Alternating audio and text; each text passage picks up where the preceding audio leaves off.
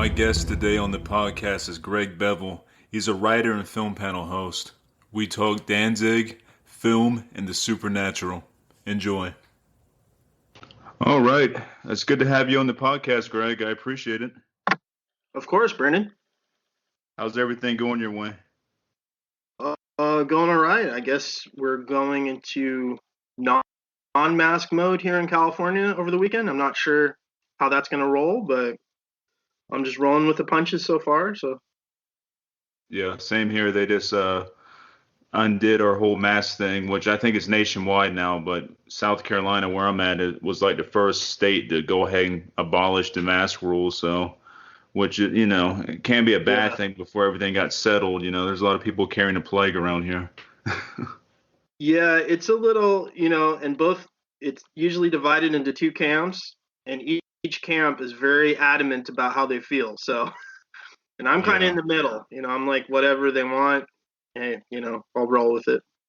Yeah, same here. And like, if that's what they want, that's what, I do. It makes everything better. So definitely, it'd be nice if everything kind of went back to normal, but I'm sure we got another 6 to 8 months of, uncomfortable.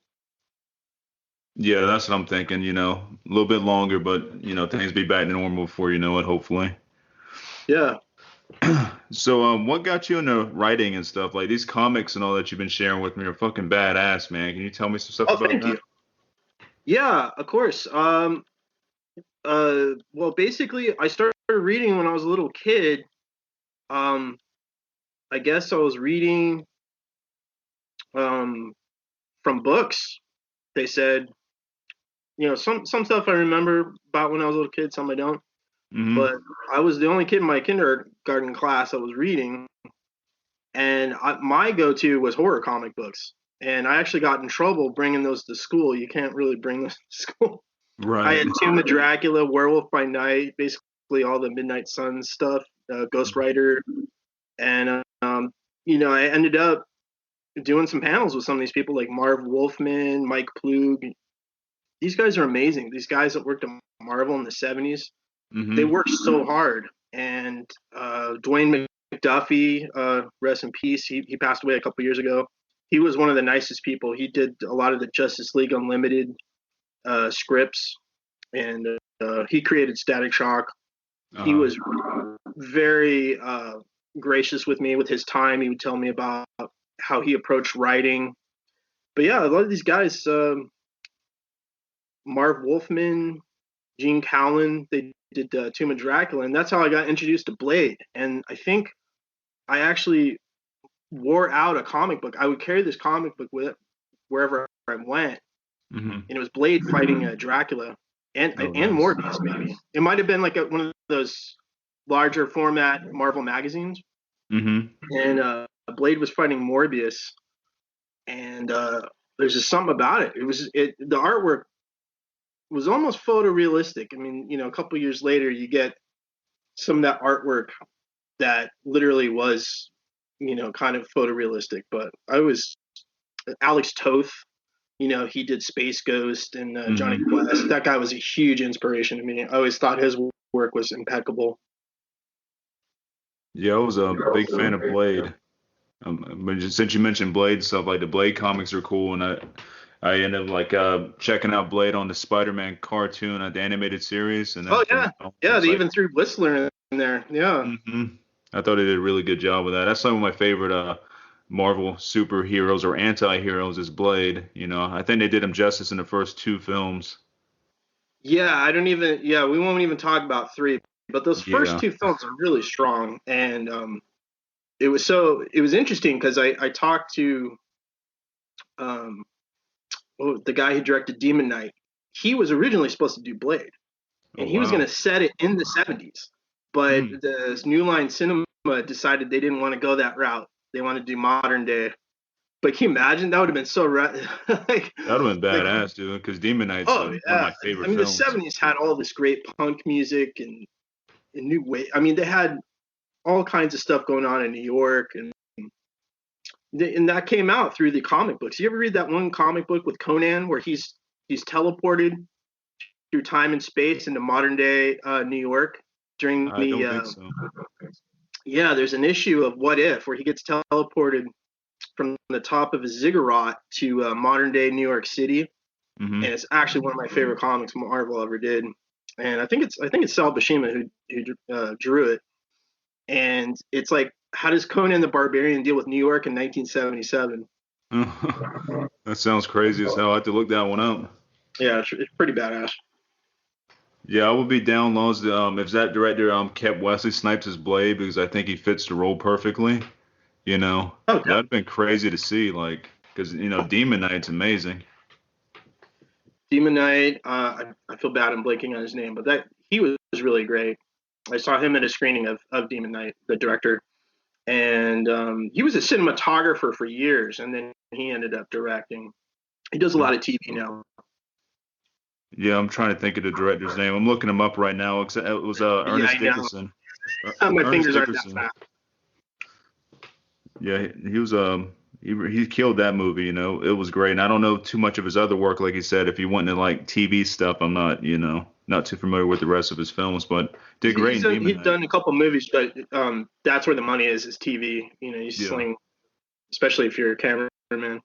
And then I was going to mention the other thing was I went to Chapman University in Orange a couple semesters. My teacher was John Badham, who did Saturday Night Fever, um, Point of No Return, Blue Thunder. He uh, he taught film studies over there, and basically William Friedkin took over for a semester, and Oh so wow. William Friedkin ended up being my professor for a couple Wow. months, and I learned a lot from William Friedkin. The guy is one of the best storytellers you'll ever meet. Oh yeah, absolutely. I was And talking with oh, I'm sorry, go ahead. I oh, mean to no, no, interrupt you. go ahead.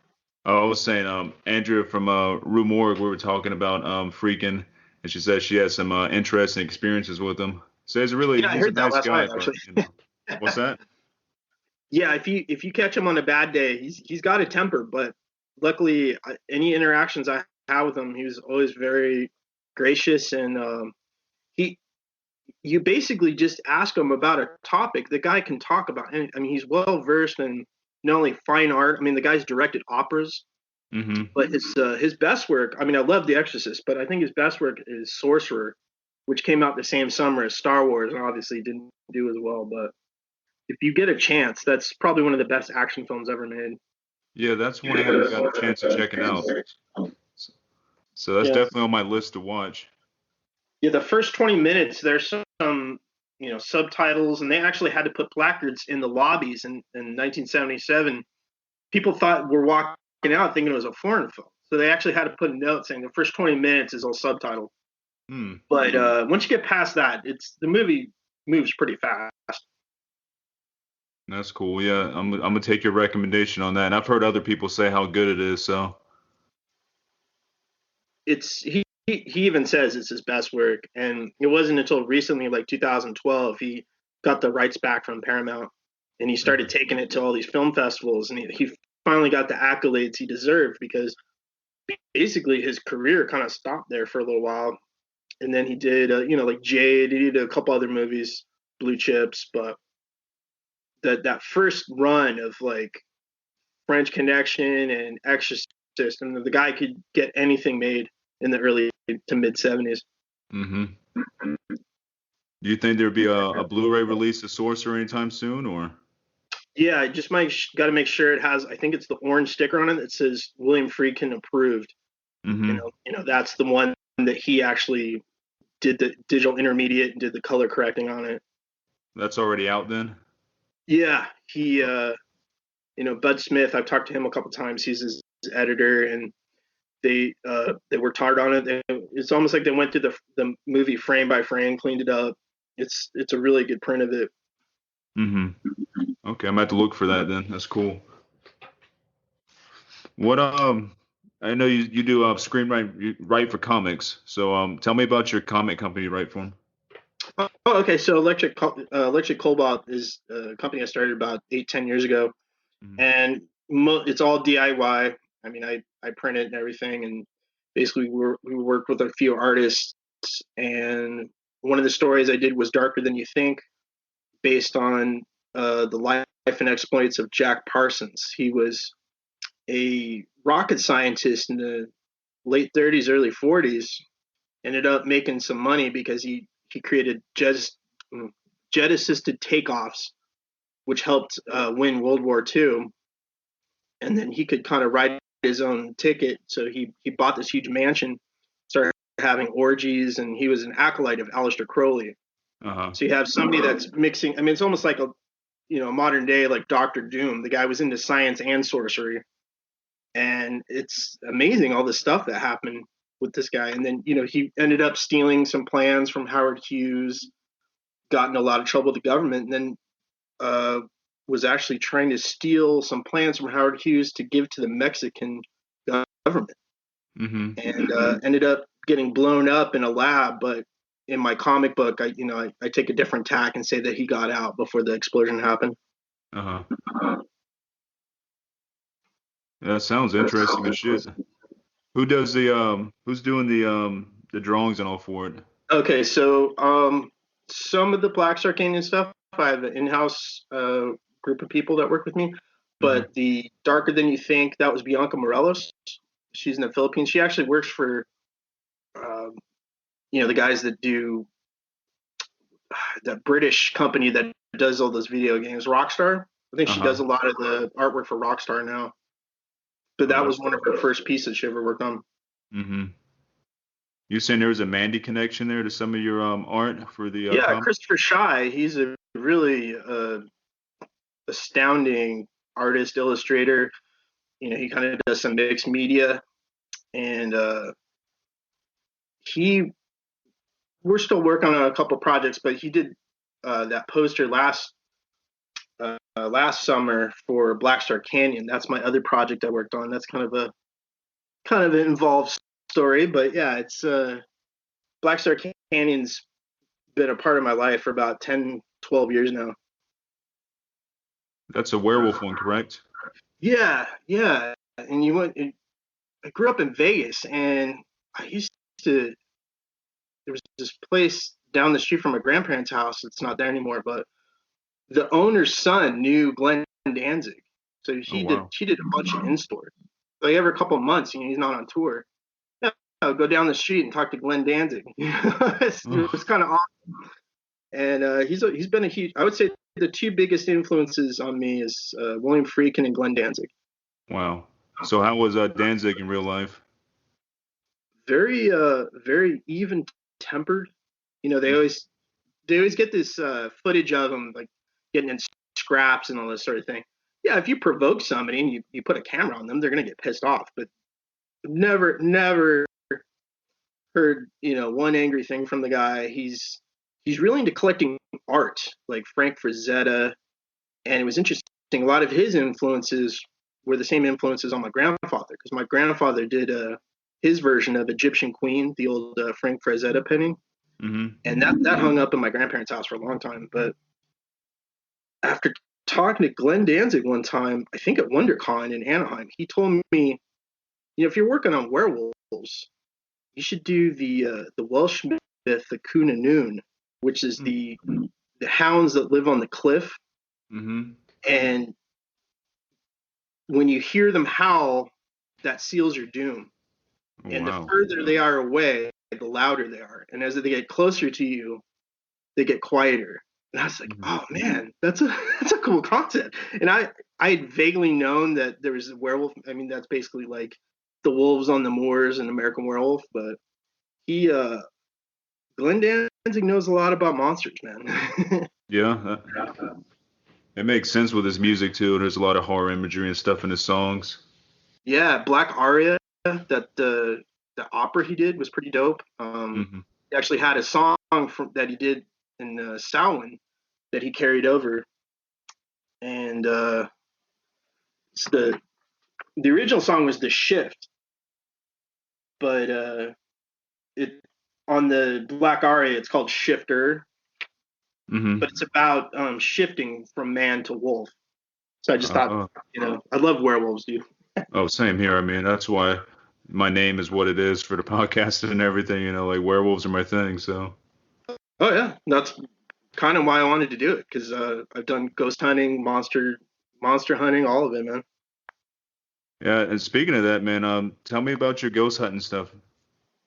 Okay, so I'd say just before the Black Star Canyon incident, there was a coworker I had. We would go out to like haunted hospitals. There was a couple spots in LA, and I don't know if you're familiar with the area called Boyle Heights, I've but there heard was of it.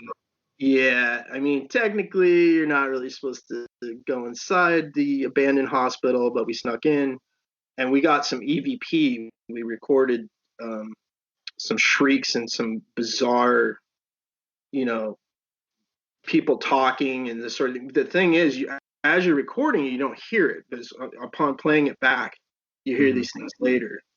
So there was some stuff from the haunted hospital in Boyle Heights, and then there was another incident on the Queen Mary. And we went in August. Everyone kept saying, "Oh, you went during Halloween." I said, "No, no. We went like in the middle of summer."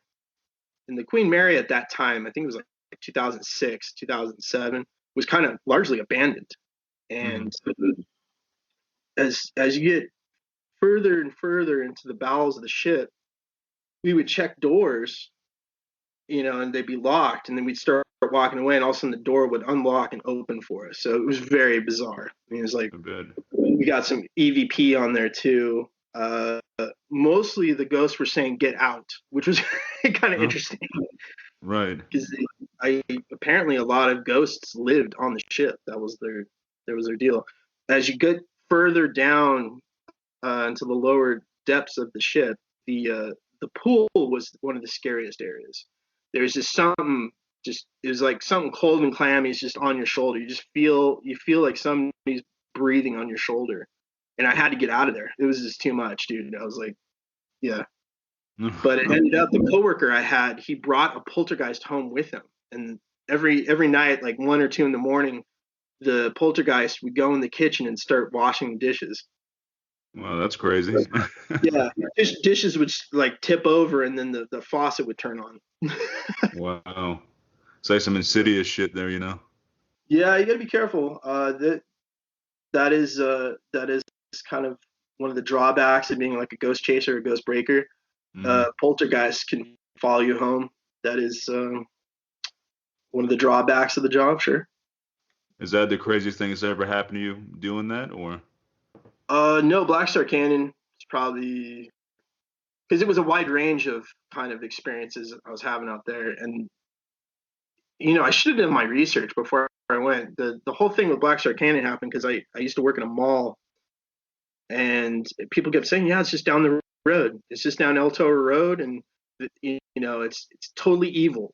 And I couldn't believe all these people kept telling me, like, how could something that evil just be down the street? Right. So, I took a couple people with me,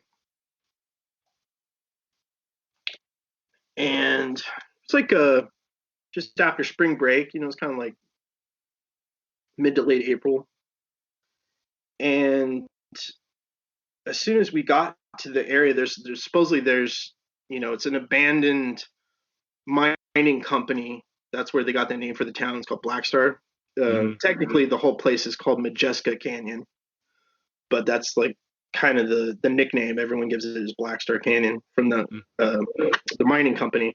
Right. And we pulled over to this, supposedly haunted ranch where people have died in the past, and I figured I'll just do like this audition tape. I think at the time MTV was trying to do like a ghost hunting show because you could throw a rock and any channel had a ghost hunting show. Right. And I had a little speech printed up on cue cards, and I started saying my little spiel. And out of the corner of my eye, this F-150 dark black truck pulls up. This guy walks out with like kind of a mangled eye. I don't know if he got in an accident, but something was wrong with his eye. And he comes walking up and he holds a Mossberg shotgun in my face. He says, "I own this land. You have to get out or you will die." He's going to Oh shoot shit. us. Yeah. And I was like, sure, we'll comply. I mean, let us get back in the car. And supposedly this guy worked on the ranch and technically didn't own the whole valley, but he just kept reiterating that he owned the land of the whole area and that we were trespassing and we were going to die. Well, I did this research later. Apparently, the sheriffs can't even, they don't even have jurisdiction out there, and people go missing like every week. Wow. And I kind of pieced a couple things together. There's a lot of tweakers that have like meth labs out there and sort of thing. There's like a whole community just behind the mountain. There's like a regular group of people that live what they call Silverado Canyon, but behind the mountain, they even have their own school. It's like this close knit community of like kind of like tweakers and this sort of thing. But live and learn. Luckily I got out of that situation, but then I ended up going back 3 or 4 times. There was something about the area. As soon as you turn this corner, they call Cook's Corner, and the road forks, and it feels like you've driven into the opening credits of The Shining or like Hills Have Eyes. There's just this creepy feeling out there. You can't deny it. There's just something wrong. And it's so funny. You read all these notes people leave on Yelp or whatever, like, oh, this is great hiking area. People go biking through there and they think it's real swell. Well, yeah. Any time I went out there, it was not swell. It was that's always like the specter of death was just behind you or something. Yikes! It sounds crazy. Yeah, and I definitely don't recommend people go out there at night. My car actually overheated, and I'm noticing the sun's going down behind the mountain. This first trip I went out there, and I go to make a call on my phone, maybe like AAA or something. There's no phone coverage out there. And this is only like maybe 12, 13 miles from the mall, and nothing feels more like a horror movie than at the point where your phone doesn't work and your car's not working. Your car's not turning over.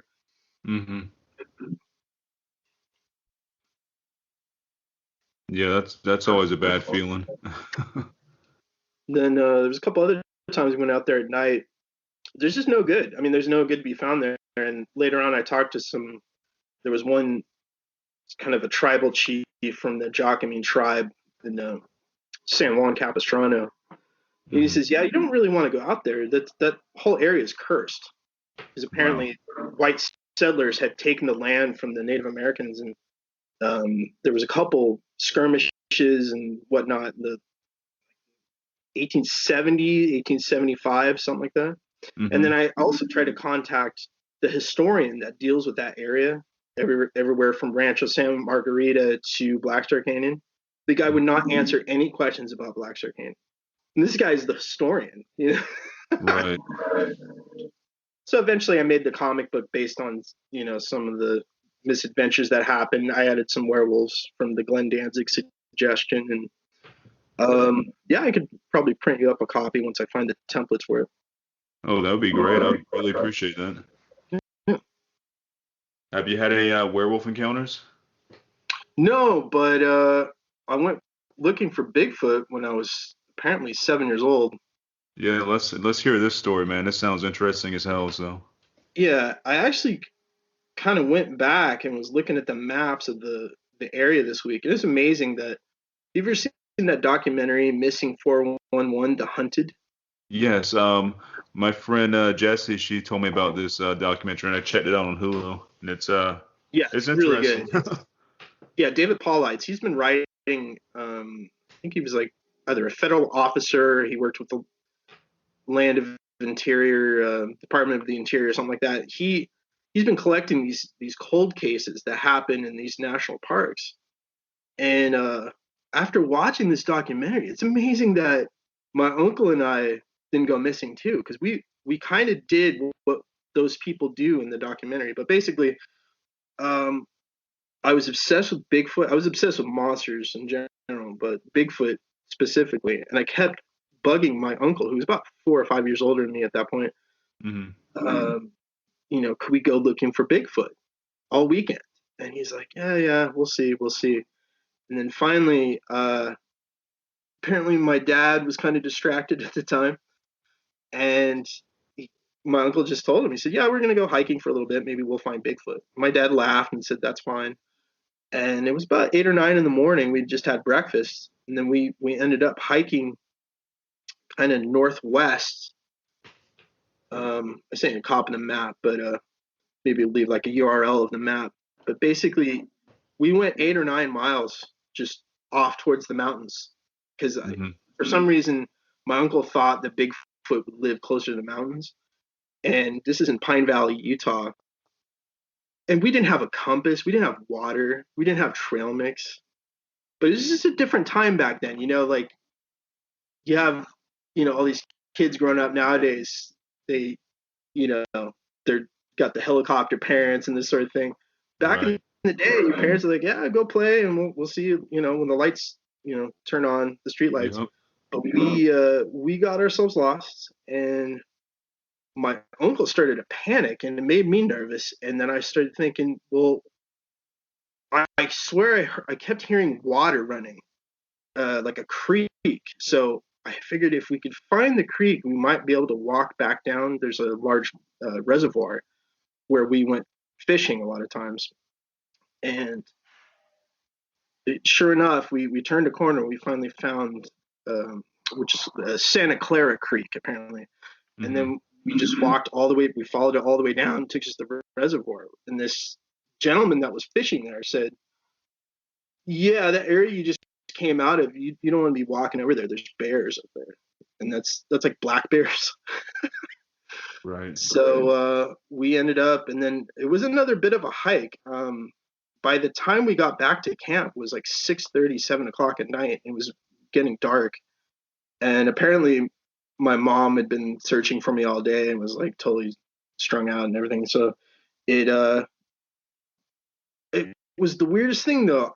My uncle got upset, and he was the older one. I just kept thinking, if we can find the creek, we can find our way back. And it was this weird calm. I just had this calming thing, because when you're that far out in the woods, the only thing that was another thing. There was no birds or animals around.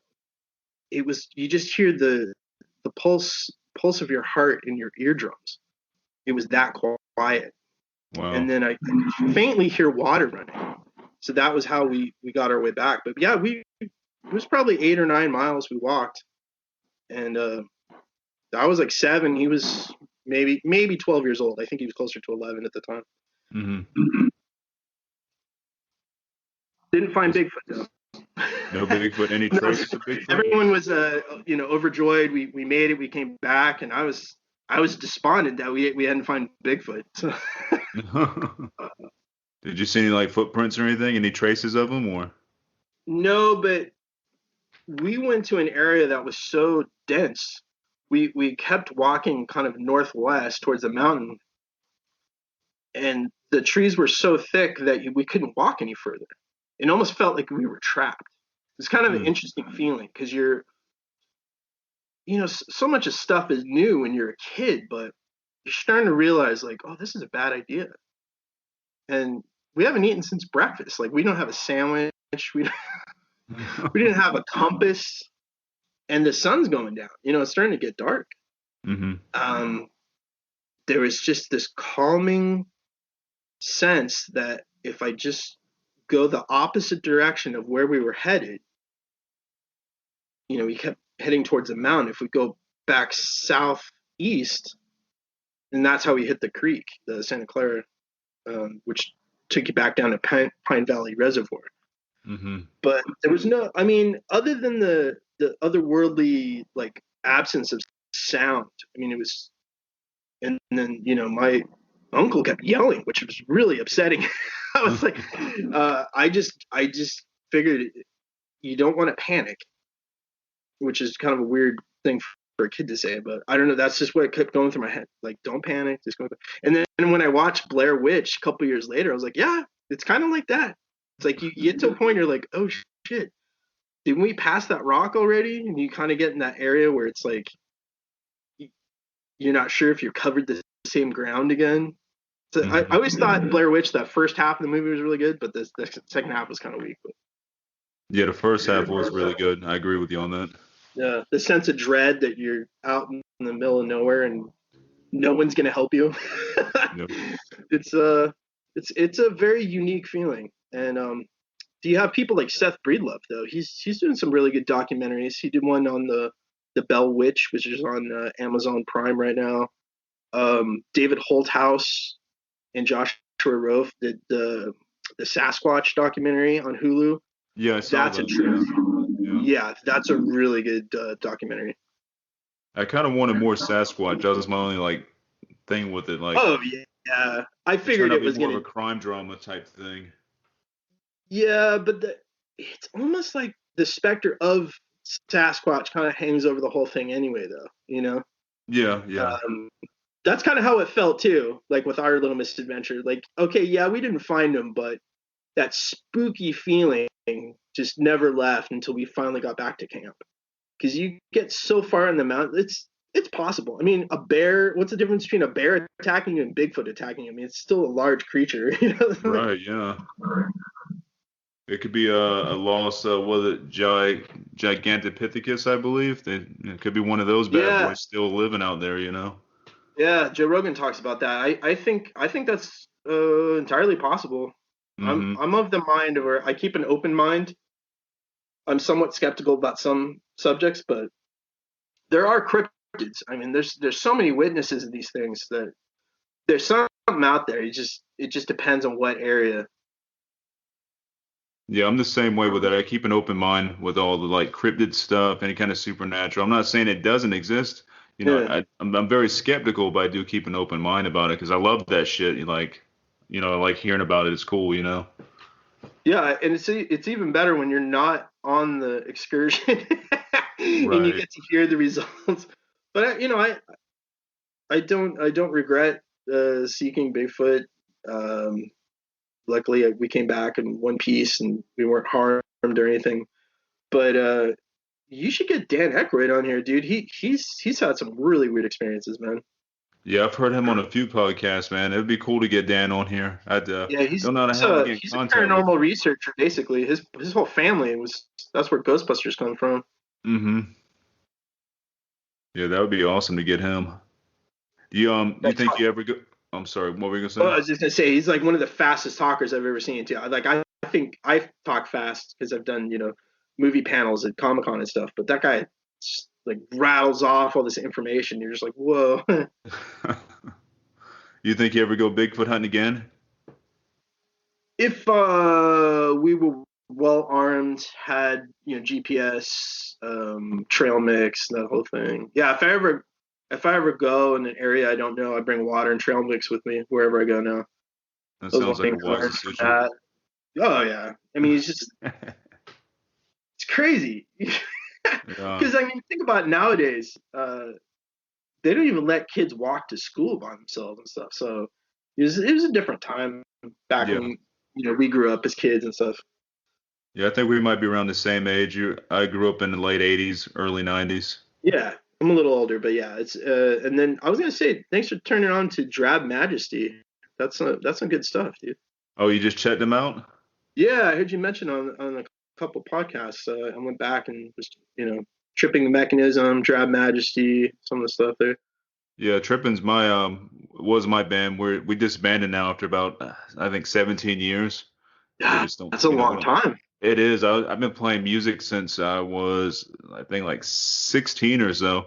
Started playing Yeah, in the band like towards the end of high school. I think it might have been 11th grade, and I met my two friends and stuff, and we started jamming out, and we became the band.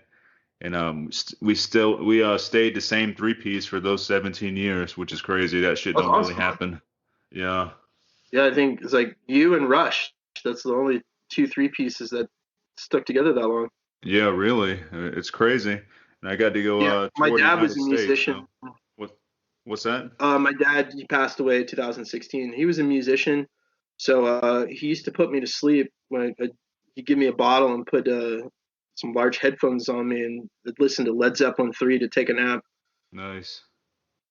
So Black Sabbath, Led Zeppelin, and then growing up in Vegas, one of my best friends, Adam, he was super into like death metal, you know, thrash. We would listen to like Metallica, King Diamond. He was really stoked one time because he got there was like a special edition Slayer CD release, and it was in a blood pack. It was like a clear vinyl. I think it was just the red food dye in there, but it was sick. It had these little skulls that would float in the blood. Yeah, I've seen that before. Yeah. So growing up in Vegas, a lot of heavy metal, Dungeons and Dragons, that sort of thing. And then when I moved back to California, it was kind of like I started getting into the ghost hunting thing. That's killer though. Also, with Drab Majesty, I think they're based out of California, and a lot of their lyrics are based on like UFO cults and all kinds of crazy shit, man. You should definitely Yeah. like delve into their like background a little bit. Yeah. Yeah, a lot of people don't know. There's a video on YouTube. I'll send you the link later. But the Nazis used to have a fort out in the middle of the Santa Monica Mountains or something like that. And there's some really odd stuff about Los Angeles County, not only dealing with the Jack Parsons, the area where he tested a lot of his rocket experiments was called like um, the Devil's Mountain or whatever like that. And then of course Pasadena Bridge itself, which takes you towards his parsonage, his mansion, was called Suicide Bridge. And there were so many people that committed suicide. People say you can see ghosts walking on it at night. Wow. I think there's some documentaries on that, if I'm not mistaken. I've heard about all that before. Yeah, I'm probably saying it wrong, but the Devil's Dam, I think, Hmm. is kind of out. It's like the eastern part of Pasadena where they would do these rocket experiments. Because at first he was doing liquid liquid based rocket fuels, and then he learned that pretty quickly, like, well, why don't I just do it like Greek fire? And that's how Hmm. he came up with the JATOs, which are the Jettison takeoffs. Solid rocket fuel, which makes it lighter, so that it's going to go higher. Hmm. And he used to talk to Aleister Crowley and Werner von Braun, who was actually brought over to the United States from Operation Paperclip. That was the whole thing with. Hmm. There's a lot of interesting things about NASA and JPL, Jet Propulsion Laboratories in Northridge. Yeah. Yeah, you can definitely deep dive into that for sure. Mm-hmm. Yeah, you can do like a whole episode on that. Hmm. How'd you like I'm a huge Clive Barker fan. You gotta tell me the whole story about the giant Clive Barker panel you did for Nightbreed. How did that go down? Yeah. So I met Clive when I was like 12 or 13. He did a signing at Golden Apple in Hmm. that's in like West LA over in Hollywood. Nicest guy you'd ever meet. He was just totally stoked, and I think at the time he'd come up with some new book or something, and he signed in it. And I think probably about the time I was 12 or 13, I was writing short stories, Stephen King, Clive Barker, to a lesser extent Dean R. Koontz, and Hmm. kind of that milieu. Like it's like just at the end of town, there's this dangerous area you don't want to go to. Well, it ends up that I'm always kind of drawn to those things in real life as well. Hmm. BLACKSTAR Canyon, the Bigfoot thing. Yep. And that kind of goes back to those old myths of like when you're a little kid, you don't want to go in that cave. And that's how they would do like the rite of passage is like you'd send a person to the cave at the edge of town. And that even goes back to like Gilgamesh or, like the early stuff with Grendel and that sort of thing. But, Hmm. I would talk about this stuff with Clive, and he knew a lot of Irish. I guess his aunt or his grandmother used to tell him all these like Irish ghost stories and talking about banshees and creatures and all these sorts of things. And over the years, I kind of talked to him a few times, and then there was rumors that there was a 3-hour cut of Nightbreed. And Hmm. I don't know about you, but like Nightbreed is like one of my, other than Little Monsters, is like one of my favorite movies. Oh, you're nailing it right there. Both of those are two of my favorites. So. Well, isn't it funny that the Howie Mandel character kind of looks like the character that hangs out by the gate in Mm-hmm. Nightbreed. I always Yeah, I can't wondered remember if his name somebody right was now. somebody that worked on both movies or. Yeah, the thing with Little Monsters always reminded me like of a PG-13 version of freaking Nightbreed. It was kind of like its own kind of Midian, you know what I mean? It was Oh, basically definitely. Midian. Yeah. So, And that there was a couple of dream sequences that are in the movie, and you felt like something was missing. It was almost like you like hinting at a larger world, and I kept thinking there must be more to this movie. And then mhm. a couple years go by, and then I started hearing rumors that there's a 3 hour cut of the movie. So I went on this personal quest, like Vendetta. I'm like, I gotta find this copy of this movie. I mean, whether it's on VHS, and I would check, over in England, these video companies, and they're like, no, no, we just have the 90-minute version. Mhm. And eventually I talked to Mark Miller, who worked at Seraphim Films, and he says, somewhere in the vault of Morgan Creek Films, they have the original negative or whatever, and maybe someday they'll let him. And then a year later, it ends up the British gentleman did what they call the Cabal cut, Mhm. which I don't know if you've seen that, but it's a little bit of a hard watch because he keeps jumping formats. And that was the version I saw in 2012. They had a Mhm. screening up in LA, and Craig Sheffer showed up, Boone, Yep. and it was pretty cool. Got to talk to him quite a bit. There is, and then about a year later, they started talking about they found all the original footage and they're putting it together. Well, the editor was this guy Andrew, who I met at Monster Palooza they have up in Burbank, and Mhm. said, we should do a panel. And then it ended up, a couple months later, we did that at LA. Originally, it was called LA Comikaze or like Stan Lee's Comic Con, but now it's just like LA Comic Con. Mhm. But you got to tell you that is one of the highlights of my life, being able to show footage from that. And then he even had some outcuts that they hadn't like put on the DVD or Blu-ray or whatever. It was outtakes, but it was still cool, and the audience Right. was super into it. I think it was like half metal, and then the other half was like goth people, and Mhm. they were so rowdy. And I think there's an audio clip of it somewhere, but it was one of the best panels I ever hosted. Was Clive at the panel too, or? No, no, he I don't know if you know this. He got sick somewhere in the 2012 2013 era. Yeah. Um, I'm sure it's all online. It describes the whole thing, but he's doing better. I don't know if you heard him on the Mick Garris recently, Oh but yeah, I did. he's That doing was a a lot better. badass episode, dude. That Yeah, was like one of my he favorite sounds McGarris episode. he sounds way stronger. He And I was also does. going to mention that I met Mick Garris at Monster Palooza, and the screening. There was a screening of Suspiria where the Italian horror Italia Film Fest, they gave an Mhm. award to basically it was like John Landis, Mick Garris, um, Barbara Magnolfi, and Dario Gento was supposed to get this director of the century award or something like that. Well, it Mhm. ends up I sit next to him while I'm watching the movie. Are you sitting next to McGarris or? Dario Argento while I'm Oh, watching okay, okay. Suspiria for the second time. So Right. that was a trip. That's badass. Yeah, I've had some good experiences. I'm pretty lucky. I've been able to see screenings. I've been able to host screenings.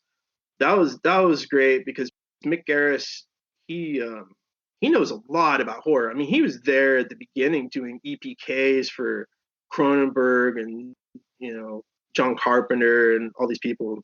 hmm Yeah, he also I think he started on Amazing Stories, I believe.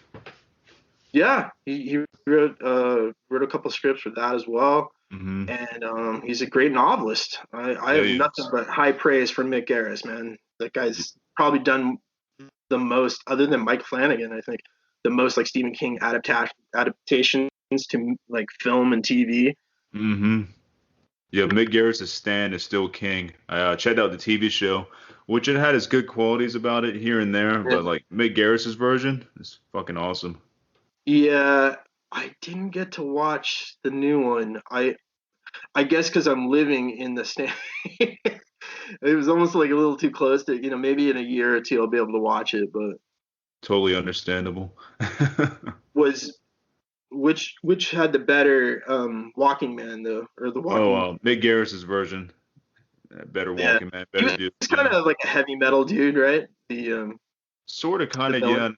yeah, yeah, and that's how Yeah, I a little kind of bit. feel in the novel too. He's more like a kind of like a maybe a heavy metal type dude, or like he's the walking dude. So that's how I envision him. Yeah, it's weird. I can never, while I read the book, The Stand, I can never picture his face though. That was the creepiest part. Hmm. Everyone else, it was like they, because I read the book before they ever did the TV miniseries or whatever. But it's like all these other characters. It's like you knew them, you were familiar with them, but the walking dude, there was just, Randall Flagg. There was no face for him, and it was so creepy, man. Maybe there's a reason for that, being that he's supposedly a shapeshifter and all too. So that Yeah, works. That's how that works, I think. he's very dim, that guy. Have you read the Dark Tower series? I've read the first one. Oh, My neighbor, his I don't know if you know this, but back in the day, the original printing, the Gunslinger, that was hard to find. I And didn't my know that. neighbor James, his brother lived in the same town, and he kept it like locked in a vault. It was so sick, and it was signed by Stephen King and Bernie Wrightson. Oh man, that's crazy. It was like his prized possession because he was like a total Stephen King guy, and that Right. got me even further into like Cycle of the Werewolf and Dragon's Tears or whatever that book was. That was Mhm. to a lesser extent, but I loved the heavier, like Shining and that sort of thing. Mhm. Did you ever read any Robert R. McCammon? I have not. It's hard for me to get away from Stephen King and Clive Barker. I've I hear tried. you. I Like, hear you. man, If you and get a Stephen chance, King's, Swan Song is pretty dope. what's that? Swan Song. That's Robert R. McCammon. He Okay, also did a Swan. series of short stories, and one of them is called Nightcrawlers. William Friedkin took that and adapted it into a episode of Twilight Zone in the mid '80s, and it's Mm-hmm. the best episode I've ever seen of Twilight Zone. Okay, I keep that in mind.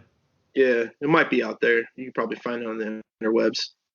Yeah, with Stephen King, man, he's always producing. Like, I'm like, oh, I'm finally catching up a little bit with this stuff. I'm like, nope, here's two more books. Here's two more books. I'm like, Uh, I don't know how he does it, man. Like, well, I remember all the haters saying that, when I think it was '99, he got in his accident. They said, "Oh, that's it. He's gonna retire." It's like, no, hell no, dude.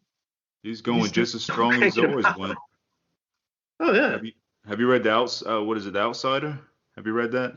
No, I did some hosted that party that they did for HBO. It was kind of cool. Mhm.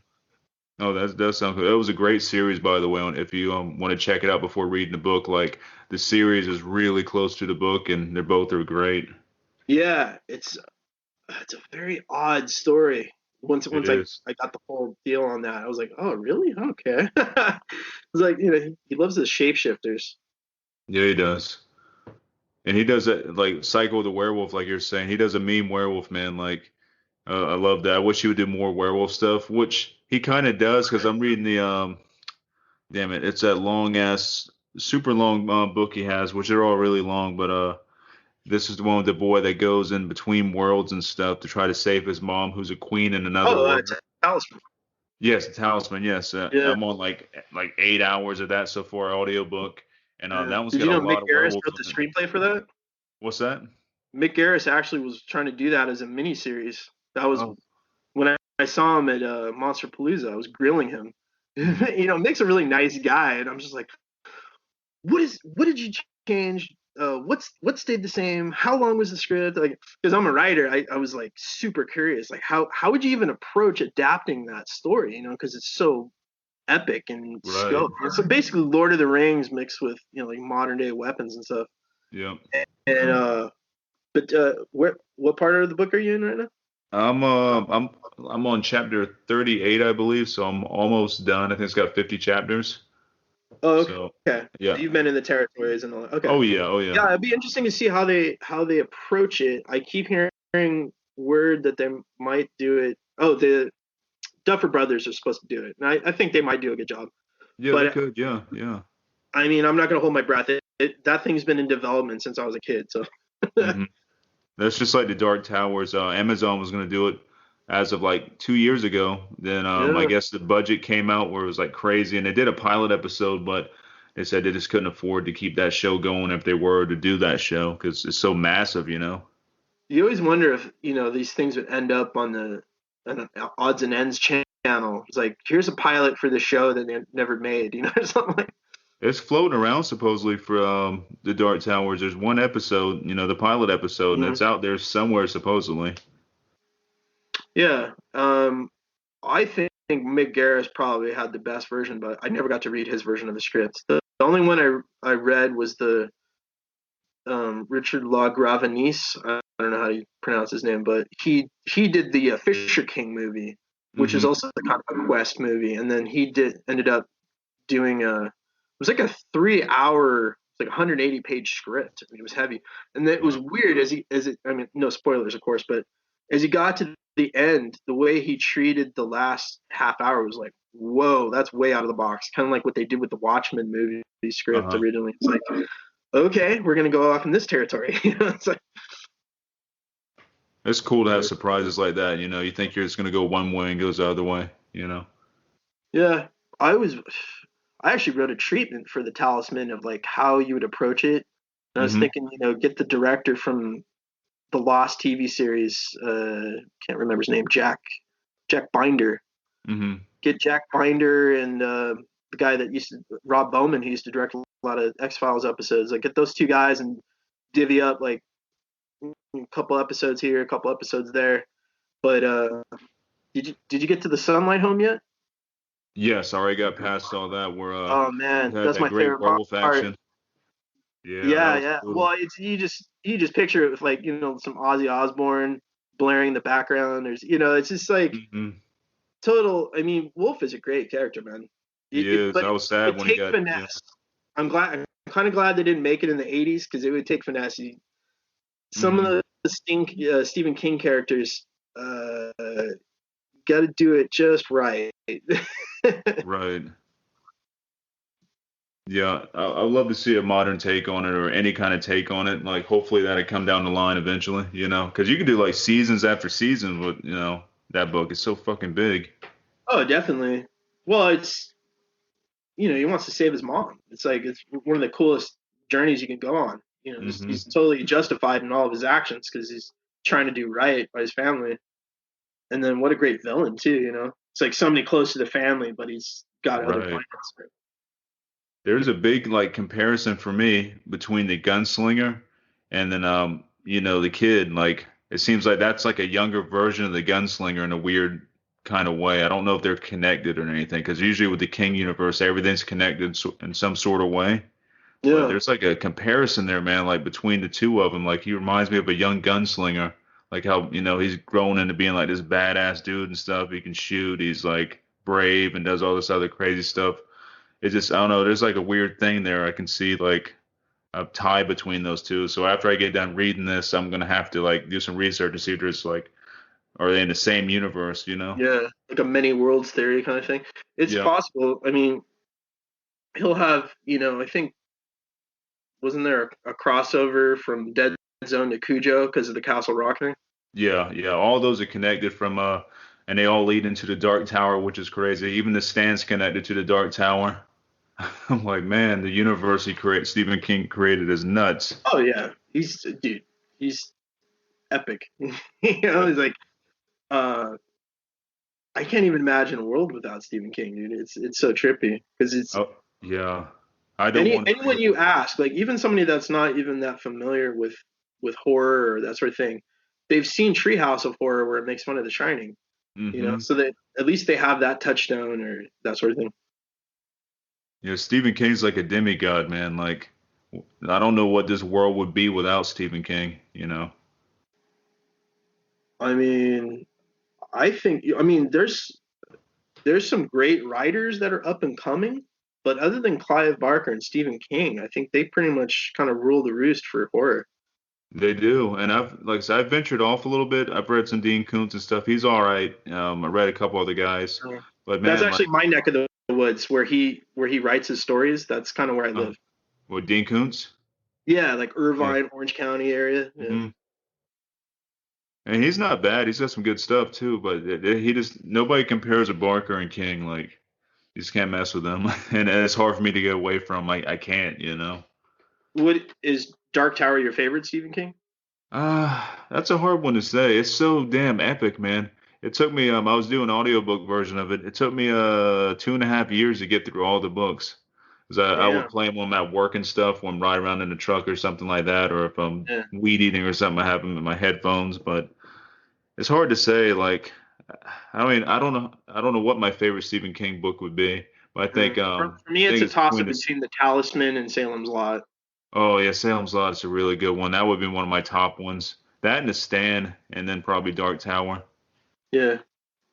I got to talk to there was a movie screening one time, and afterwards I bought Rucker Hauer a beer, Oh, and he was just chilling, dude. The guy was rest in peace. That guy was so awesome, and I just wanted to ask him, I'm like, dude, what is it about vampires? You've done so many movies with vampires in them, either hmm. playing the vampire or one time for Dario Argento, he was Van Helsing, Uh-huh. Yep. and he's like, I don't know, a vampire is sort of a storyteller himself. He can be many things, maybe a professor or maybe a demon. It was like the dude had thought long and hard about what goes into becoming like a persona that would be a vampire.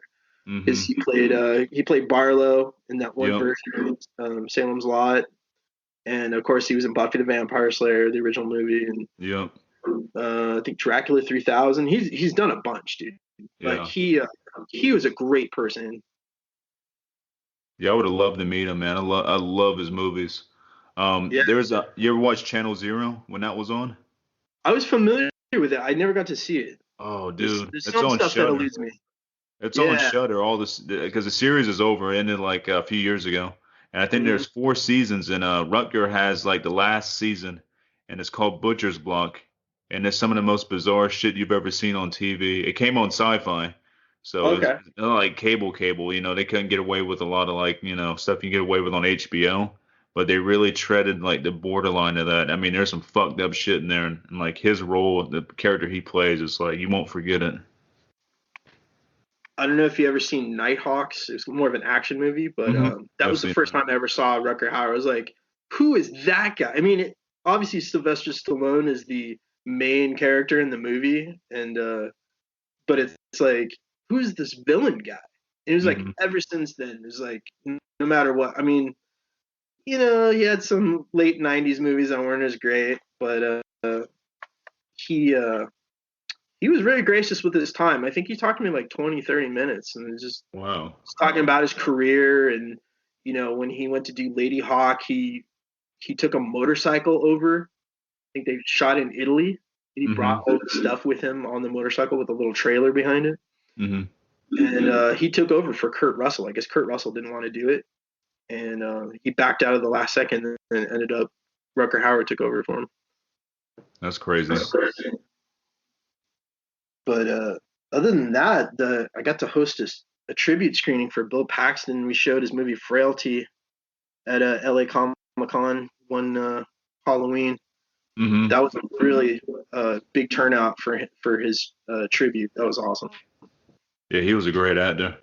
My Yeah, my favorite role was him with him was Near Dark when he played damn Severin. yeah, Severin. Yeah, Yep, yep. Severin is a terrific character. He I think at the time he was doing Agents of Shield, and that's how I got to meet him. He was at Hmm. WonderCon. We just started talking, and then all these things. He was a filmmaker from the beginning, Huh. and he used to show stuff to James Cameron. James Cameron's like, yeah, you should keep directing, and he ended up only directing I think three movies, but he was supposed to do the Kung Fu series, and then of course he had his heart attack. Oh yeah. Yeah, it was a sad day when he died, man. Yeah, I mean, I only met him like two times, but I was definitely like, it just seemed like there wasn't really any tributes to him, and he had done so much work like Aliens and Near Dark and all that stuff. So his movie Frailty is one of the best like thrillers of like the early 2000s, and I highly urge anybody listening to please check out Frailty. It's a great Yeah. movie. Oh yeah, He I'll check stars it in it as out. well. I always thought that was a Stephen King book. It was weird that it's not Stephen King, but it feels like Stephen King. Am I right? Feels like it though, right? With the Yeah, I'm like, Otis and this is everything. Stephen King, right? I'm like, no, it's not Stephen King. I'm like, what the fuck, man? But Um, yeah. My last question for you is I sure. always ask everybody this, but what are some of your favorite films of all time? Like maybe give me five of them or something like that. I It'd know be it's hard. tough. I mean, in the horror genre, or Any genre really. This, you know. yeah. I mean, for action, I guess Die Hard. That's Hmm. always a good one. The Videodrome is one of the most fucked up movies I've ever seen. Yeah, agreed. Yeah. Have you seen his son's Brandon Cronenberg's movie, The Possessor? Oh hell yeah, Possessor's awesome. I saw that in the theater. I was like the only person in the theater, and that was a creepy feeling, dude. That was an intense movie. Hmm. Of course, I had the Just actress from Mandy in it, oh yeah, that's one of the big draws for me. I was like, fuck yeah, I gotta watch this. and Adam Wingard's The Guest. Oh, I love the guest, dude. I got to know about the guest from I was recording we're staying overnight at a place we're recording at. It was called the Jam Room and stuff. And my friend Philip told me about this movie called The Guest on Netflix. I'm like, I've never seen that before. And he told me about it. I was like, it sounds fucking cool as shit. So that night, like after we got done recording and everything like that, we watched The Guest, and I was like, fuck, this is good, man. Yeah, he's of course did just the Godzilla versus King Kong, but he's Hmm. saying he's going to go back to smaller movies, and I'm totally stoked for him because kind of watched him go from like Year Next, and then ended up doing The Guest and all that stuff, and talked to him a Hmm. bunch of times at screenings and that sort of thing. And I think Isa Lopez, she's a Mexican filmmaker. Yep, I'm familiar with her. Yeah, Tigers Are Not Afraid. Well, she's Yeah, doing it's untitled right now, but there's a werewolf western she's working on. I think with that might Guillermo be my del next Toro, favorite right? movie.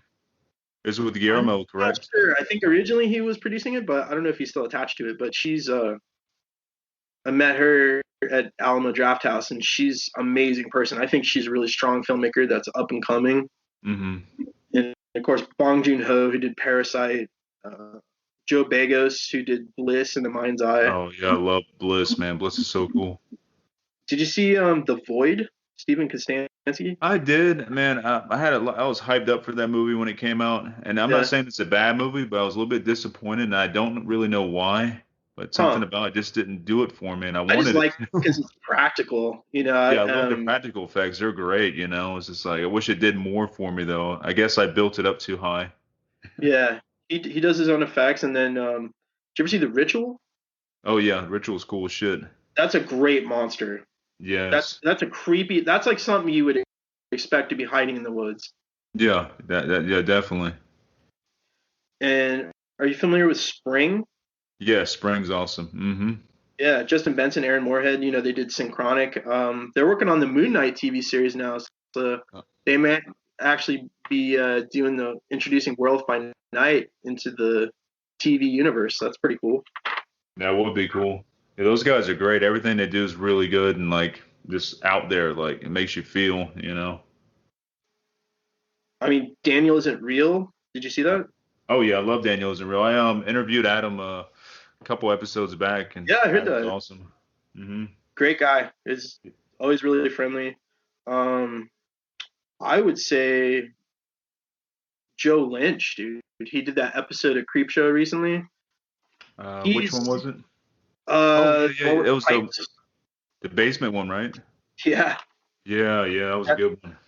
he's Joe Lynch has been very very kind to me and just very supportive of like my writing and stuff. And Mm. I just always wish him the best. He got a really good review from uh, that movie with Mackie.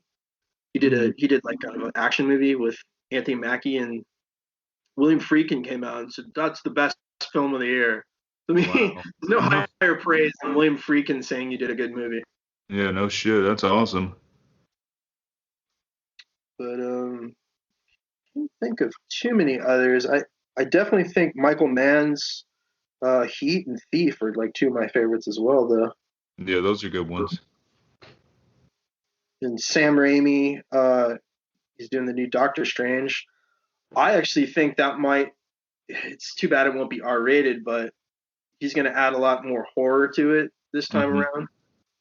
And I know you don't like the Marvel movies as much, but just to see like Marvel horror up on the screen, if they can throw some characters in there, maybe. Yeah, Now, if they do it Morty's right. movie got lost, dude. I don't even know what happened in that movie. That's got lost in the COVID shuffle there. Hmm. I mean, they did Blade, and I love Blade, so Marvel. Yeah, Yeah, that was a Marvel movie, so if they can keep it dark like that. Mahershala. What's that? Yeah, Mahershala Ali is going to be the new Blade. We'll Yeah, see I what's think going on it's a with good that. choice. I'm happy with that choice. He's a good actor, Yeah, and I he's a thought that badass. when So, I was watching that movie. Of course, I'm blanking on the name. The movie based on the anime, uh, yeah, the I'm blanking on that. rollerball. Yeah, of course, I'm blanking on Oh, it. yeah, Alita. Is it Alita? Yeah, Alita, Battle Angel. There we go. Yeah, yeah, When he was that character and he had the glasses. I'm like, dude, he looks like Blade. yeah. And And then boom, it ended he's up like six Blade months now. later. They're like, yeah, he's Blade. Yeah, yeah. If anybody's gonna replace Wesley Snipes, he's a good choice. I accept that. Yeah, well, the rumor is that Wesley Snipes might be in the movie and he might show up as Dracula. And I was like, that is the most badass thing if they pulled that off. That would be really badass. Yeah, Yeah, I don't know if that's a rumor or if there's any truth to that, but we shall see. yeah. And then one shout out to Bill Lustig. He gave me a bunch of his movies once. They did Maniac Cop and Hmm. uh, Maniac, of course. Guy's just awesome, dude. He's And a he knows legend. so much about New York and filmmaking in New York. He was shooting Maniac the same time Stallone was shooting Nighthawks, and Hmm. they would hang out on set. He was telling me some great stories. But Bill Lustig is awesome, dude. Yeah, I love his work. And what's the name of his company, that his production company? Is it Oh, I'm Blue gonna Underground? blank. Is it Blue Uh, Underground? yeah, Is that there we him? go. Blue Underground. Yeah, Okay, cool. yeah. He gave me like four. I think one of them was a re-release of City of the Living Dead, and it's too bad. Rest in peace, Sage Stallone. If you ever Mhm. got a chance to talk to that guy, I mean, other than Eli Roth and Tarantino, Mhm. Sage Stallone knew so much about cinema, dude. It was a bummer he died of a heart attack. I think like 2012, 2013.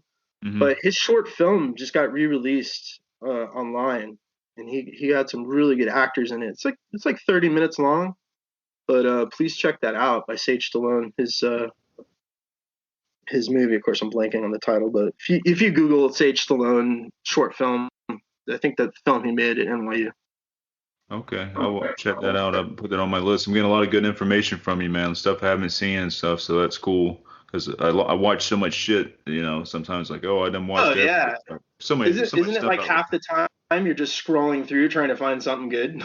Yeah, then I just go to like a cool like 80s movie that I know is good, you know. Did you ever see The Sentinel, which is Yes, shot in New York? yeah, yeah, that's a good I one. figured with Melvin, you probably saw it because they had that cat birthday party with Burgess Meredith. Oh yeah, yeah, yeah. Such a weird scene. I think I'm pretty sure Joe Bob did something with that movie before, if I'm not mistaken. I can't remember when he used to do Monster Vision. I'm not sure though. I might be blanking on that. Do you follow The Last Drive-In with Joe Bob? Do you do any of that? So yeah, say that one more time. I think I lost you there for a second. You said you're starting what? Oh, I don't really get a chance to watch Shutter as much. I've Mhm. been doing a lot of writing, and then hopefully next time we talk, I can share some of the new projects I've been working on. Excellent. Yeah, I look forward to that.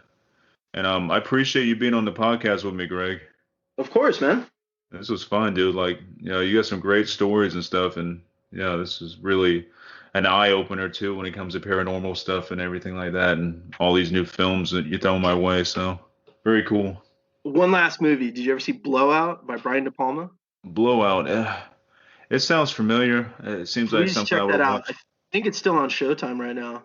But there's also the documentary that um, was it Gwyneth Paltrow's brother did. Mm-hmm. And the documentary is awesome because it's like De Palma's greatest hits, because he's done a lot of slashers and stuff. But Blowout's pretty unique, and I think that's one of Tarantino's favorite movies as well. John Travolta, Nancy Allen, they Mm-hmm. were married together, and that I'd say if anyone needs to see a movie from this podcast, it's gonna be Sorcerer from William Friedkin and Blowout from De Palma, and then Sage Stallone's film that he made at NYU. Killer. So anybody listening, like, do your homework and check these films out. Yeah, if I got any of the names wrong for Sage Stallone, just Google Sage Stallone short film, it'll come up. All right, well, Greg. Well, I'm gonna wrap this up here, and like I said, I appreciate you being on here and like sharing all this killer information with me, and it's been an honor. Thank you, sir. Yeah, I look forward to talking again. Hell yeah, man. You take it easy. Thank you. Later, man.